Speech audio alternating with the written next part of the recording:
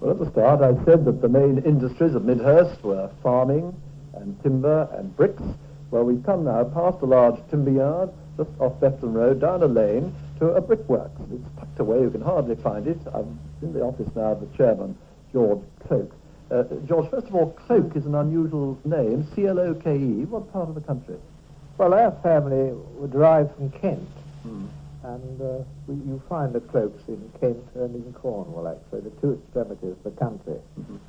Now, Midhurst whites are the bricks you make here. I don't want to be rude, but it sounds rather like a pig, a Midhurst white.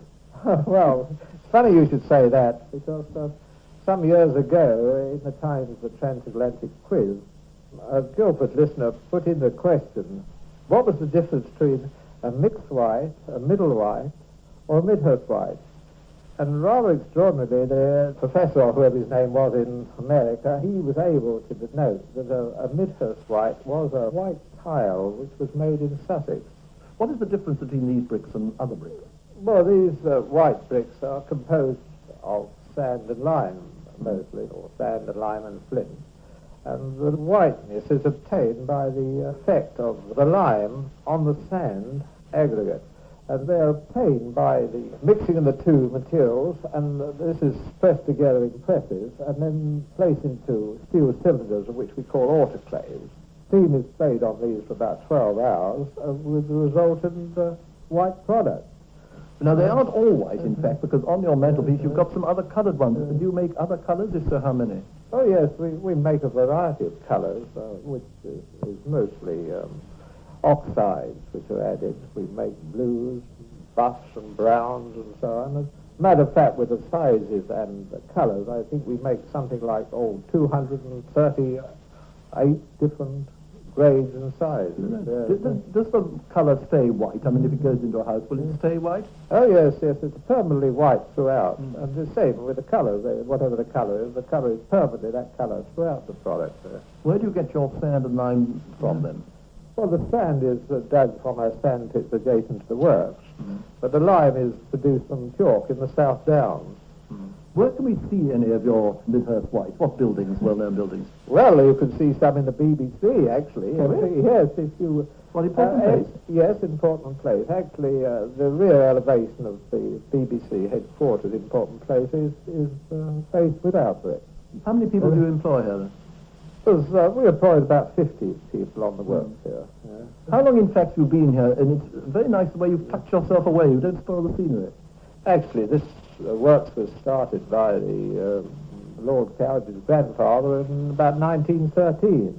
Well, it's been operating under different names since that time. And actually, we enjoyed our Diamond Jubilee in December 73. So it's an old firm, then? Yes, yes. We are the oldest sand lime brick manufacturers in the country at the present time.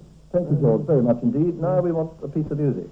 What are you going to choose for us? Well, I would like to have the Invitation to the Waltz, or is it Dance by Weber?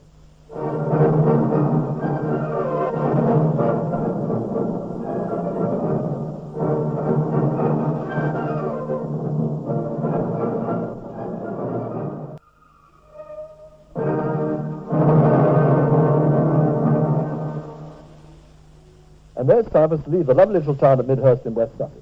I, for one, am delighted to have learned something about two sports of which I was very ignorant, polo and stool ball.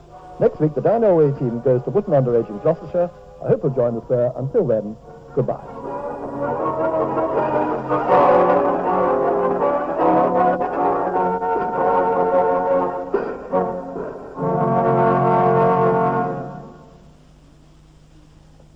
Down Your Way was introduced by Brian Johnston. The producer from Bristol was Anthony Smith. The first request today was for Sussex by the Sea, which was played by the band of the Grenadier Guards. This was followed by the Keel Row, played by the band of the Honourable Artillery Company. The signature tune of Sketch Club was taken from The Sleeping Princess and played by the Finlandia Orchestra, conducted by Jussi Jallas.